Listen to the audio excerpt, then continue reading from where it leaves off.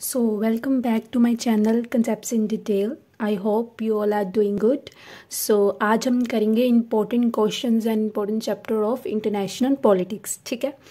So, first of all मैं आपको syllabus दिखाती हूँ। आपने जो भी बुक ली होगी उसके फर्स्ट और सेकंड पेज पे आपको एक सिलेबस दिया होगा। ठीक है, जो मेरे पास है बुक मैं उसके अकॉर्डिंग बताऊंगी। ठीक है, बट आप जो है अपनी बुक के अकॉर्डिंग देखना आपका क्या सिलेबस है। सो इसके अकॉर्डिंग मैं आपको बता देती हूँ। अगर तो आपका सिलेबस मोस्ट ऑफ द मिलता होगा इससे, तो आप ये वाला इस पैटर्न के अकॉर्डिंग कर सकते हो। 3 टॉपिक जो हमें दिए हुए हैं हमारे सिलेबस में, तो हम क्या करेंगे, 2 करेंगे और 1 छोड़ देंगे। सो दैट कि हम अगर तो हमने ये वाला किया है और ये किया है, तो अगर इसमें से ये भी हमें आ जाए तो हम इन दोनों में से हमने एक तो किया हुआ है ना।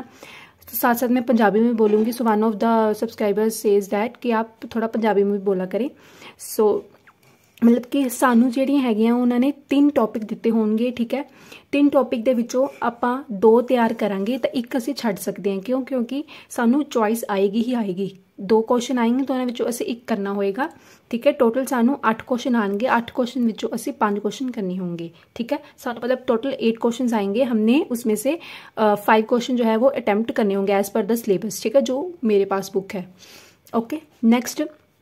सो फर्स्ट ऑफ ऑल जो हमारा मेन क्वेश्चन है, जो साडा मेन क्वेश्चन हैगा है वो हैगा है meaning, nature and scope of international politics. तो मैं तीनों लैंग्वेज में यहाँ पे क्वेश्चन पेपर अटैच कर दूंगी। ठीक है, इंग्लिश, पंजाबी और हिंदी में। ठीक है, जिसको जो भी कन्वीनियंट हो उसका स्क्रीनशॉट ले लेना और आप उससे आइडिया ले सकते हो। ठीक है, ये वाला क्वेश्चन जो है आपने करना ही करना है। ठीक है, चाहे जो मर्जी हो जाए, ये वाला क्वेश्चन आपने नहीं छोड़ के जाना, meaning, nature and scope of international politics, because ये क्वेश्चन आएगा ही आएगा। ठीक है, नेक्स्ट अब जो है एक तो हमारी है रियलिस्टिक अप्रोच और जो है आइडियलिस्टिक अप्रोच। ठीक है, आइडियलिस्टिक अप्रोच जो है वो मतलब हार्डली जो है 3 से या 4 बारी आई होगी। ठीक है, तो मेनली जो आइडियलिस्टिक अप्रोच है वो 3 तो 4 बारी आई हुई है। ठीक है, सो असी सिर्फ 2 क्वेश्चन करके जाएंगे, वो रियलिस्टिक अप्रोच तो एक हैगा meaning, nature and scope of international politics. ठीक है, जो रियलिस्टिक अप्रोच है उसकी वीडियो जो है मैंने कवर की हुई है। सो मैं सारे लिंक्स जो हैं वो डिस्क्रिप्शन में अपलोड कर दूंगी, सो दैट आपको ये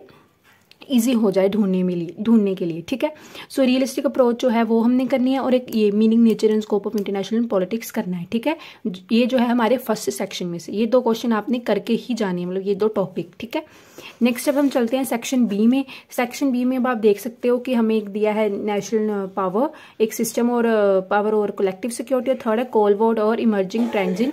सो मेनली आपने आइडियलिस्टिक अप्रोच को गो थ्रू होके जाना है कि जैसे आपको पता हो इसमें क्या है। ठीक है, वैसे मुझे पता है कि ये 2 क्वेश्चन है जो मेनली आते हैं। मैं आपको जो क्वेश्चन पेपर भी अपलोड करूंगी ना, उसमें भी यही 2 क्वेश्चन आए हैं और अगर आपने किए होंगे तो अच्छे हैं। ठीक है, मतलब आपने अगर कोई छोड़ना भी है ना क्वेश्चन, तो आपको ये 2 क्वेश्चन जो है कंप्लीटली जो है करके जाने। ऐसे नहीं आप हो कि आप सिर्फ इसमें नेचर कर जाओ और इसमें सिर्फ ये करके जाओ और आ जाए स्कोप, तो आप फिर आप मुझे बोलोगे कि मैम ने वीडियो में गलत इन्फॉर्मेशन दी। तो ऐसे नहीं, मैं बोल रही हूँ कि जो तुसी करना है ना वो थानू 2 चैप्टर चंगी तरह करके ही जाने पैणगे, कुछ नहीं छड्डना।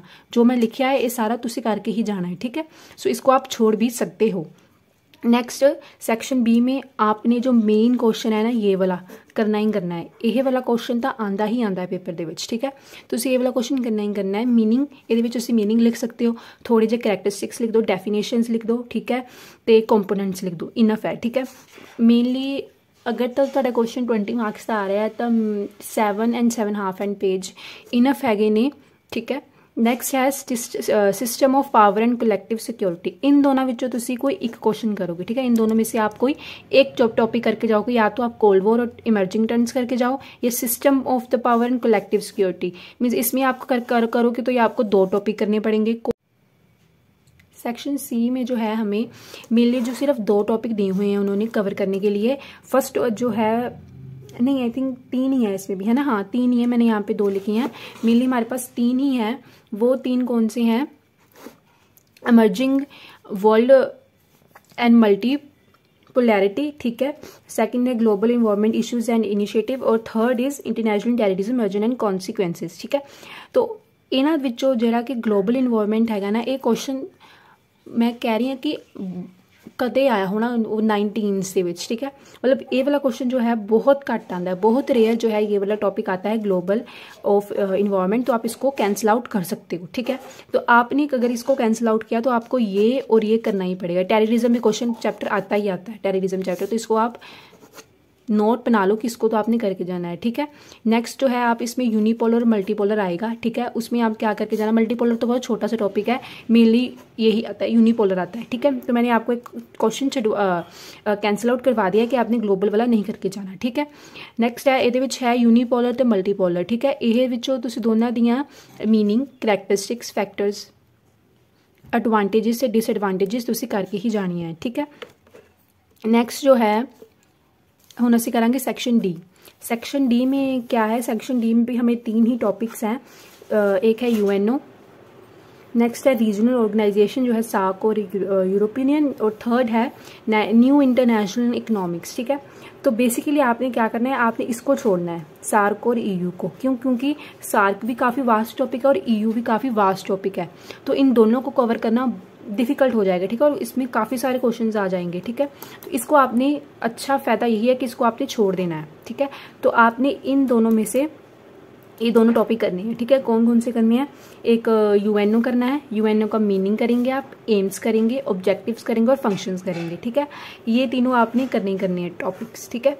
नेक्स्ट है ये वाला न्यू वाला, ठीक है। ये दोनों जो है आपने करने हैं। और जो इसमें न्यू में एक टॉपिक होगा नॉर्थ और साउथ, नॉर्थ और साउथ, ठीक है। नॉर्थ और साउथ को जस्ट आपने गो थ्रू होके जाना है, मेनली वो आया आज तक कभी भी नहीं है, but just go through in case वो आ जाए तो, ठीक है।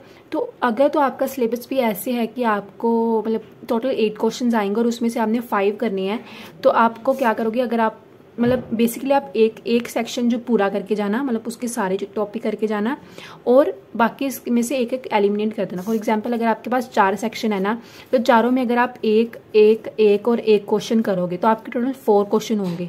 1 आपको क्वेश्चन जो होता है वो आपको कोई भी एक सेक्शन में से करना ही पड़ेगा, मतलब एक सेक्शन के आपको दोनों क्वेश्चन करने पड़ेंगे, ठीक है। बाकी सेक्शन में से आप 1 और 1 कर सकते हो, ठीक है।